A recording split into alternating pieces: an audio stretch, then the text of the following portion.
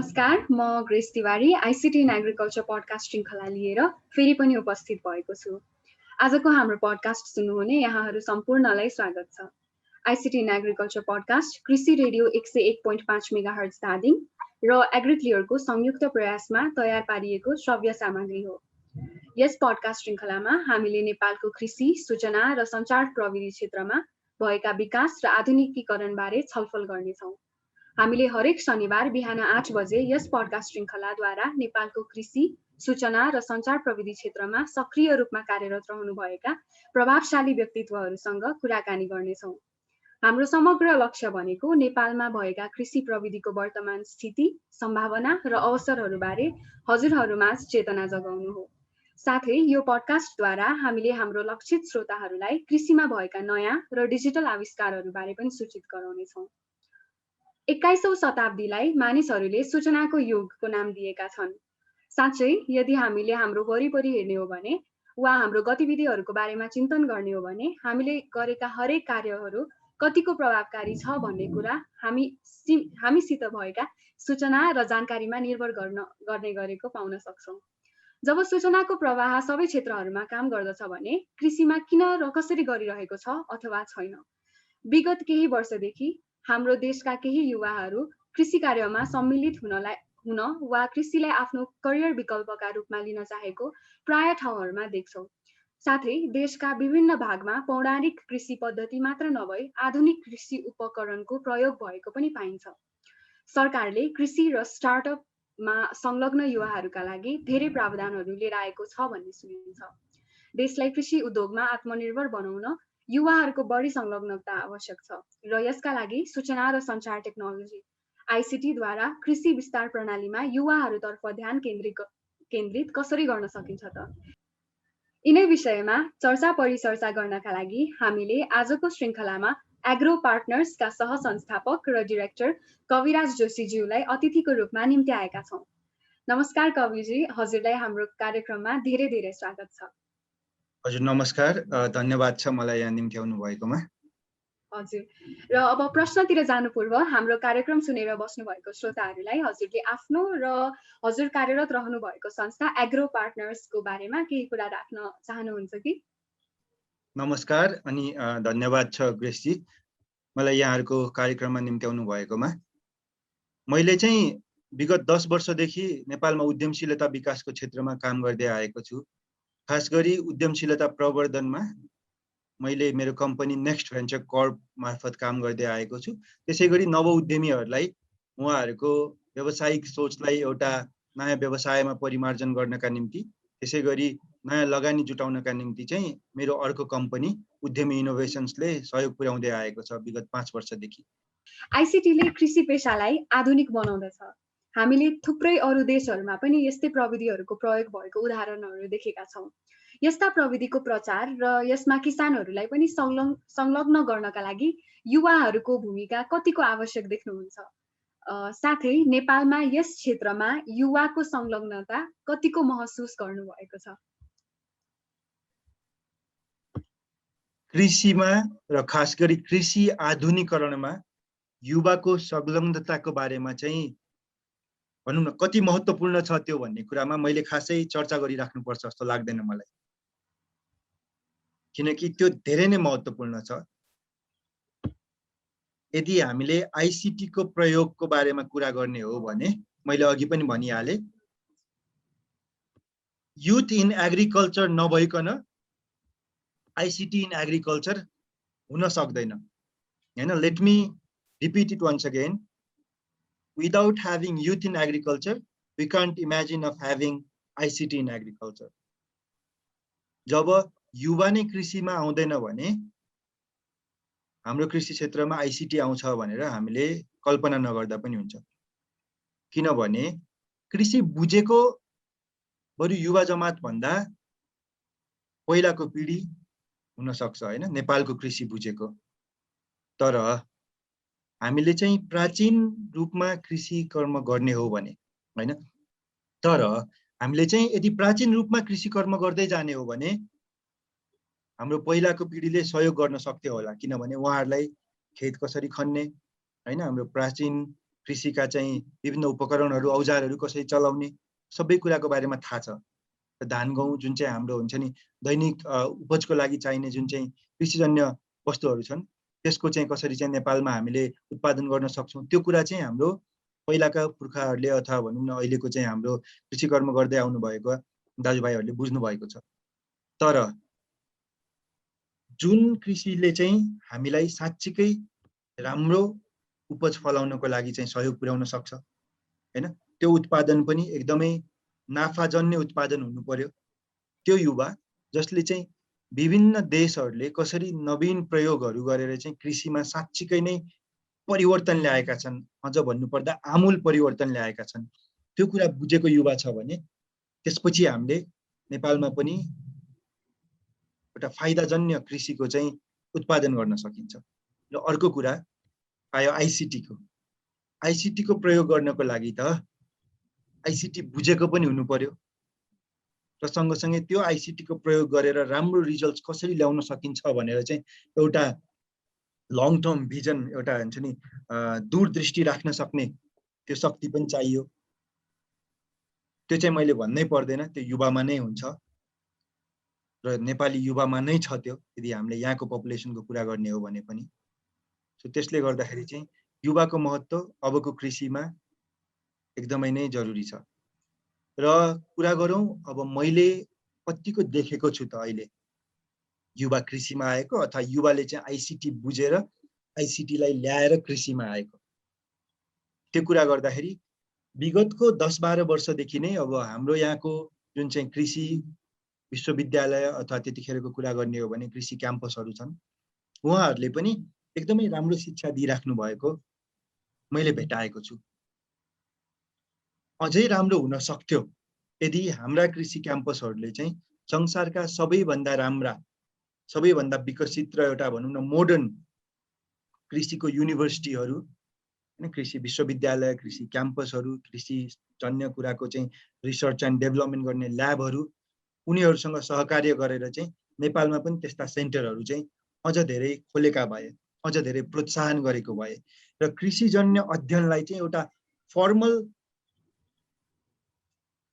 भनौँ न academic course मात्रै नबनाइकन छोटा छरिता र एकदमै भनौँ न आज सिकेर भोलि नै त्यसलाई प्रयोग गर्न सकिने किसिमको चाहिँ ट्रेनिङहरू हैन, त्यस्तो चाहिँ छोटो समयावधिको चाहिँ प्रोग्रामहरू, चाहे त्यो 3 महिनाको डिप्लोमा होस्, चाहे त्यो 1 वर्षको चाहिँ प्रोफेसनल प्रोग्राम होस् हैन, यस्तो निकालेको भए मैले बैंकमा गएर कुन सफ्टवेयर कसरी चलाउने भनेर त्यो सिक्नलाई चाहिँ एउटा प्रोफेसनल प्रोग्राम पाउन सक्छु 3 महिना 6 महिना 1 वर्षको भने कृषिमा चाहिँ यो फ्रुटको खेती कसरी गर्ने, जस्तो मलाई चाहिँ किवीमा काम गर्नु छ, मलाई चाहिँ ड्रागन फ्रुटमा काम गर्नु छ, अथवा मलाई चाहिँ भनौँ न मेरो बैतडीमा भएको चाहिँ मेरो हुन्छ नि गाउँको चाहिँ केही रोपनी जग्गामा चाहिँ मलाई चाहिँ कागती खेती गर्नु छ हैन। यो कुरा बुझाउनको लागि चाहिँ अब मैले चाहिँ त्यो go to places, go to centres हुनु पर्यो नि हैन। कुनै एउटा चाहिँ राम्रो विश्वासिलो विश्वविद्यालयको होस् अथवा क्याम्पसको होस्, एउटा हुन्छ नि छोटो 3 महिने 6 महिने तालिम हुनु पर्यो, जुन चाहिँ वर्षमा एकचोटि आवेदन खुल्ने होइन कि 12 महिना त्यसको आवेदन खुलोस् हैन। मैले चाहिँ हिउँदे बिदामा गएर होस् अथवा मैले चाहिँ दसैँको बिदामा गएर होस् हैन, मैले चाहिँ हुन्छ नि आफ्नो छुट्टीमा पाएको परेको बेलामा 15 दिन 3 के भन्छ 20 दिनको चाहिँ मैले त्यो ट्रेनिङ लिन सकौँ र त्यो ट्रेनिङ चाहिँ मैले तुरुन्तै आएर त्यहाँ सिकेको कुरालाई चाहिँ मैले अपनाउन सकौँ अनि मैले त्यसलाई प्रयोगमा ल्याउन सकौँ। सो यस्तो टाइपको पनि एउटा हुन्छ नि सानो प्रोग्राम्सहरू, रिसर्च एन्ड डेभलपमेन्टको ल्याब्सहरू हैन, अरू पनि एकदमै आधुनिकीकरण कृषि आधुनिकीकरण गर्न सकिने चाहिँ नयाँ प्रोग्रामहरू यस्तो चाहिँ युनिभर्सिटी कलेजहरूले पनि ल्यायो भने हाम्रो नेपाली विद्यार्थीहरूले अथवा भनौँ न कृषिमा काम गर्न खोज्ने युवा जनशक्तिहरूले पनि एउटा चाहिँ भनौँ न आइसिटीको अथवा अन्य नयाँ प्रयोगहरूलाई चाहिँ अपनाएर हैन एउटा चाहिँ दक्ष जनशक्ति र एउटा फ्युचर ओरिएन्टेड हैन भविष्यको लागि पनि तयार हुने जनशक्ति चाहिँ बन्न सक्थ्यो। त्यसले साँच्चै नै आमूल परिवर्तन ल्याउन सक्थ्यो। र अब अर्को प्रश्नमा जानु पूर्व हाम्रो कार्यक्रम सुनेर बस्नु भएको श्रोताहरूलाई म यो भन्न चाहन्छु कि तपाईँ अहिले आइसिटी इन एग्रिकल्चर पडकास्ट सुन्दै हुनुहुन्छ यो श्रव्य सामग्री एग्रिक्लियरले तयार पारेको हो र यो पडकास्ट तपाईँ हरेक शनिबार बिहान 8 बजे धादिङमा रहेको कृषि रेडियो 101.5 मेगाहर्ज र कृषि रेडियोको वेबसाइट www.कृषिरेडियो.org.np का साथै एग्रिक्लियरको वेबसाइट agriclear.io बाट संसारभरि नै सुन्न सक्नुहुन्छ। र म अब फेरि प्रश्नतिर नै जान चाहे। नेपालमा कृषि क्षेत्रमा काम गर्न निकै कठिन र चुनौतीपूर्ण भएको हामीले सुनिरहेका हुन्छौँ र यसमा युवाहरूको चासो जति मात्रामा हुनुपर्ने हो त्यति नभएको हो कि भनेर गुनासो पनि सुनिरहेका हुन्छौँ। हजुरको विचारमा के युवाहरूलाई कृषिमा मन नभएकै हो त? विशेषतः युवाहरूलाई कस्ता चुनौतीहरू छन् र धेरैभन्दा धेरै युवाहरूलाई यस आइसिटी इन एग्रिकल्चर क्षेत्रमा ल्याउनका लागि के कुरामा परिवर्तन हुनुपर्ने देख्नुहुन्छ? हजुर, ग्रेसजी एकदमै सान्दर्भिक प्रश्न गर्नुभयो यहाँले। अब नेपालको कुरा मात्रै होइन, यो संसारभरि नै तपाईँले चाहिँ चाहे त्यो कृषिको होस् अथवा चाहे कुनै क्षेत्र यानि कि पेसा अथवा व्यवसायकै कुरा गरौँ, त्यसमा चाहिँ अट्र्याक्सन हुनको लागि होइन, कुनै पनि क्षेत्रमा चाहिँ आफू काम गर्नको लागि त्यो इच्छा आकाङ्क्षा र रुचि होइन, त्यो हुनको लागि चाहिँ के चाहिन्छ त भन्दाखेरि मैले देखेकोमा मुख्य गरी दुईवटा कुरा। एउटा चाहिँ अहिलेको सान्दर्भिक उसमा हेर्दैछु मैले होइन, अब अहिलेको सान्दर्भिक हाम्रो अहिलेको युवा पिँढीलाई चाहिँ यदि हामीले हेर्ने हो भने मुख्यतः दुईवटा कुरा चाहिन्छ। एउटा चाहिँ रेस्पेक्ट, अर्को चाहिँ रिटर्न होइन। अब नेपाली युवाले कृषिमा काम गर्न थाल्यो भने अथवा कुनै पनि एउटा नेपाली युवाले चाहिँ म भविष्यमा गएर चाहिँ म एकदमै सफल कृषक हुन्छु भनेर लाग्यो भने होइन, उसले चाहिँ उसको त्यो सोचले परिवारबाट कतिको रेस्पेक्ट पाउँछ, समाजबाट कतिको रेस्पेक्ट पाउँछ, उसको साथी सङ्गीबाट कति रेस्पेक्ट पाउँछ र भविष्यमा गएर त्यो पेसालाई अँगालिसकेपछि अथवा त्यो व्यवसायलाई अँगालिसकेपछि, त्यो रुचि, त्यो कृषि सम्बन्धीको रुचिलाई अँगालेर त्यो क्षेत्रमा लागिसकेपछि कस्तो रिटर्न्स पाउँछ होइन। रेस्पेक्ट यानि कि इज्जत, कृषिमा त्यो इज्जत पाउँछ कि पाउँदैन होइन। र रिटर्न यानि कि उहाँको त्यो समय, त्यो लगानी र त्यो मेहनत गरे बापतको चाहिँ उहाँले त्यो क्षेत्रबाट आफूलाई रिटर्न पाउनुहुन्छ कि पाउनुहुन्न। यसले धेरै नै फरक पार्छ होइन कुनै पनि पेसामा लाग्नुभन्दा अगाडि। तर हाम्रो कुरा गर्छौँ भने त होइन, तपाईँले कसैले सुन्नुभएको छ म चाहिँ ठुलो भएर कृषक बन्छु भनेको? आफ्नो साथी सर्कलमा बिरलै पाइन्छ होइन। र म चाहिँ कृषि क्षेत्रमा लागेँ र एकदमै धेरै कमाएँ होइन, मैले चाहिँ अनगिन्ती एकदमै हुन्छ नि ठुलो चाहिँ रिटर्न ल्याएँ भनेर। होला, कोही व्यवसायी साथीहरूले पाउनु भएको छ होला रिटर्न्स होइन, तर एउटा कृषकले चाहिँ त्यो रिटर्न्स पाएको खासै त्यति धेरै सुनिँदैन। अब अहिले आएर अलिअलि जसले चाहिँ अर्गनाइज एग्रिकल्चर गरिराख्नु भएको छ अलिकति ठुलो मात्रामा उहाँहरूले पाइराख्नु भएको छ होइन, तर त्यति धेरै खासै पाइँदैन। तर त्यो भन्दै गर्दाखेरि हामीले चाहिँ जुन अहिले सामाजिक सञ्जालमा होइन, सञ्चार माध्यमहरूमा पढिराखेको हुन्छौँ, देखिराखेको हुन्छौँ, युवाहरूले आफ्नो इच्छा आकाङ्क्षाहरू पोखिराख्नु पनि भएको हुन्छ। म चाहिँ कृषि क्षेत्रमा केही गर्न चाहन्छु, म चाहिँ कृषि क्षेत्रलाई उपयुक्त हुने सिप सिक्दैछु अथवा कृषि क्षेत्रमा लगानी गर्न चाहन्छु, लगानी गरेको छु। यी समाचारहरू, यी सोचहरू चाहिँ अहिले तपाईँ हाम्रो सामु आइरहेका छन्। यी एकदमै पोजिटिभ भाइब्स दिने यानि कि समाजलाई चाहिँ एउटा ल है कृषिमा अब चाहिँ आमूल परिवर्तन आउँछ नेपालको पनि भन्ने किसिमको एउटा मेसेज दिने समाचारहरू अथवा सोचहरू हुन्। र यो चाहिँ पक्कै पनि बढ्दै गएको छ विगतको 2-3 वर्षमा हेर्ने हो भने। नेपालमा पनि अब जुन किसिमको चाहिँ हाम्रो अघि मैले भने एग्रिकल्चरको शिक्षाको पनि, कृषि शिक्षाको पनि विकास भइरहेको छ। सो त्यसले गर्दाखेरि पनि धेरै युवाहरू चाहिँ अहिले अब कृषि कर्म गर्नतिर लाग्नु भएको छ। इन्ट्रेस्ट बढिरहेको छ। अघि तपाईँको प्रश्नको ग्रेसजीको प्रश्नको एकदमै छोटकरीमा उत्तर दिनुपर्दा चाहिँ कृषि क्षेत्रमा काम गर्ने इन्ट्रेस्ट, इच्छा बढिराखेको छ र साँच्चीकै धेरै युवा चाहिँ होमिसकेका छन् त, आइसकेका छन् त भन्दाखेरि अवश्य पनि छैनन्। हजुर, र आजको अन्तिम प्रश्न भने अहिलेको अवस्थामा नेपालमा युवाहरूले कृषि क्षेत्रमा डिजिटल प्रविधिको प्रयोगद्वारा के कस्ता परिवर्तनहरू र नवीनीकरणहरू भएका छन्, यी बारे पनि अन्तिममा केही कुराहरू पनि राखिदिनुहोस् न। नेपाली युवाहरूले विगतको केही वर्षमा थोरै लगानीबाट एकदमै उपयोगी एप्सहरू बनाएका छन्। चाहे त्यो मौसमबारे जानकारी दिने होस्, चाहे त्यो कस्तो किसिमको माटोमा कस्तो किसिमको खेती गर्ने भनेर जानकारी दिने होस्, अथवा माटो परीक्षण गर्ने यन्त्रहरू नै किन नहोस्, यसमा चाहिँ नयाँ नयाँ यन्त्र उपकरण र एप्सहरू बनेका छन्। सानो लगानीमा धेरैजनालाई चाहिँ छुन सक्ने, धेरै किसानहरूसम्म पुग्न सक्ने यस्तो यन्त्र तथा एप्सहरू बनेका छन्। अर्को भनेको कृषि क्षेत्र साँच्चीकै राम्रो छ है भनेर एउटा प्रचार प्रसार र कृषि क्षेत्रमा भएको राम्रो कुराहरूलाई चाहिँ कथाको रूपमा प्रस्तुत गर्ने विभिन्न माध्यमहरू, यी मिडियाका प्लेटफर्महरू यस्ता पनि भनौँ न बनाएका छन् युवाहरूले विगतको केही वर्षमा कुरा गर्दाखेरि।